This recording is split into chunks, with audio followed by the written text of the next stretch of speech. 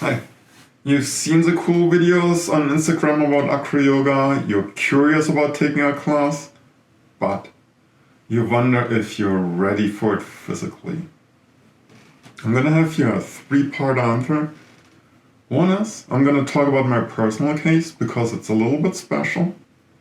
Two, I'm going to give you a little background on Acroyoga technique to make you realize it's really a bit of an illusion. Three, I'm gonna give you like a quick fitness test to find out if you're ready. If you look at me, you might notice that my head is, I'm not as mobile. I broke my neck a few years ago. My whole cervical spine is fused. My left shoulder had surgery and has a lot of damage. My knees are in terrible shape. And so you might not think of me as like the typical Acroyoga instructor. Like you see guys doing like really amazing things and have giant muscles. But like having all of these limitations required that I had to figure out like how do I adapt things to my body to make things work out. And I think that's like a really useful skill to have for helping other people find their way into it. If you have physical limitations, like let's say you don't have an arm or you're blind, it can be like a really wonderful thing to adapt this practice to your body. And there are a lot of things possible in how it can be adapted. Crazy. A lot of really wonderful things possible. The second part is that there's a bit of an illusion of like how strong you have to be to lift someone. I want to give you something to consider.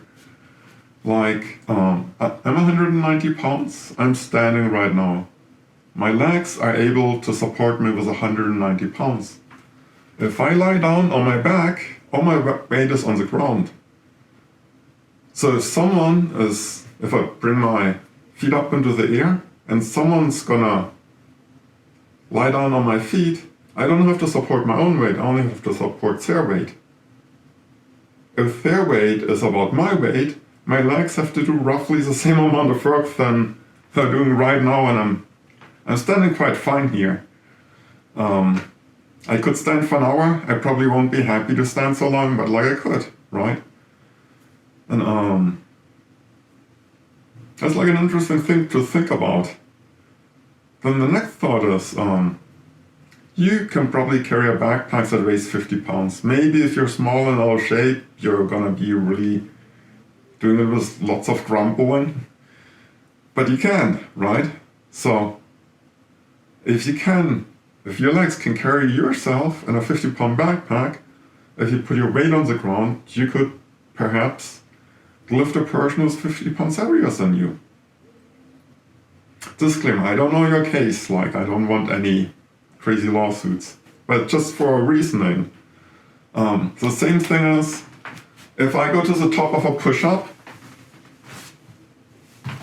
and I can hold my own weight, if I lie down on my back and I raise my arms, I can probably hold an equal amount of weight with my arms because, again, my weight is on the ground. And I give you here a little Acroyoga technique for the reasoning behind it. There's a thing called bone stacking. Bone stacking is, you can see here, my ankle joint is below my knee joint and my hip joint is on top. So if I stand on my leg, almost all the weight goes through my bones. Now you can try this out for yourself. It doesn't take a lot of effort. Mostly my muscles just have to balance to keep my bones in place. Now if I do Utkatasana or chair pose, right? I sit, kind of like squat down, raise my arms. I show you the side profile. Now my bones are no longer in alignment. And chair pose, you're gonna tire out pretty quickly and start shaking. And so this bone stacking allows us to put weight onto the bones instead of making the muscles work.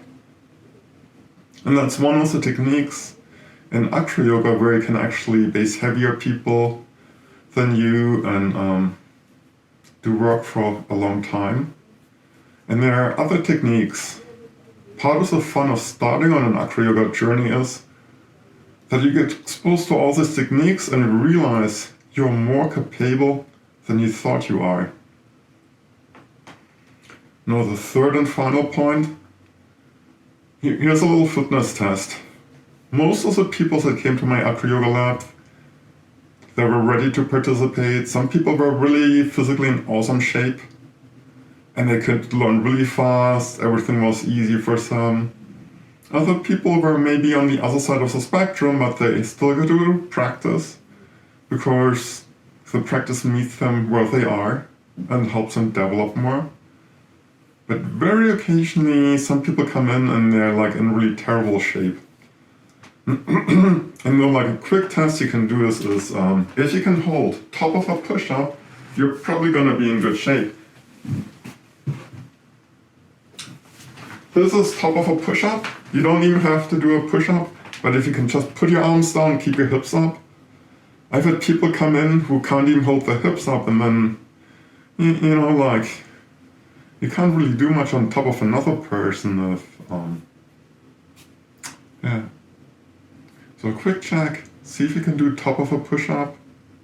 Don't even need a push-up, feel comfortable. You're probably gonna have a good time. And like I explained with the technique, I really like the people to realize that we use technique and you don't have to have, you know, like you don't have to have the strength to like push someone up like this who weighs 200 pounds. Use technique. I usually teach Saturdays from 3 to 6, it's a 3-hour class, and Sundays from 5 to 6 p.m. It's a 1-hour class. It's in Midtown Manhattan. The 3-hour class can be fun for complete beginners if you've been doing it for a while. It can be extra fun because we can really get into things.